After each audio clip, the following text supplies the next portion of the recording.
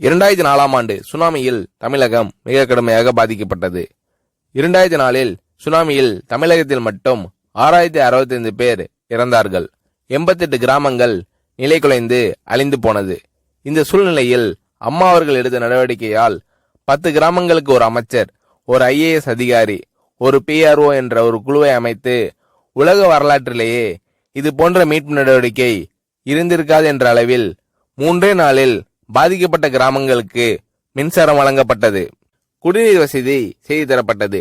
இந்த மின்னல் வேக நடவடிக்கையால் அப்போதிருந்த இந்திய ஜனாதிபதி அப்துல் கலாம் மற்றும் அமெரிக்காவின் முன்னாள் அதிபர் கிளின்டன் ஆகியோரின் பாராட்டுகளை அம்மாவின் அரசு பெற்றது.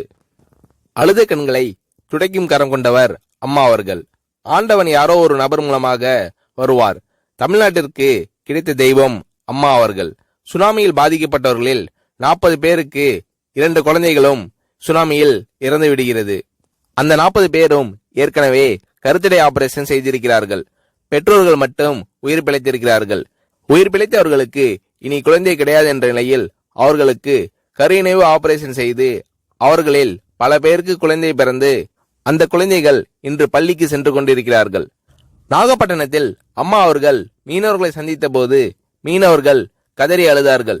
அவர்களிடம் அம்மா அவர்கள், நான் இருக்கிறேன், நீங்கள் கவலைப்படாதீர்கள், இழந்து போன உயிரை தவிர மீதி அனைத்தையும் நான் உங்களுக்கு தருவேன் என்று அவர்களுக்கு தேவையான அனைத்து உதவிகளையும் செய்து தந்தார் அம்மா அவர்கள்.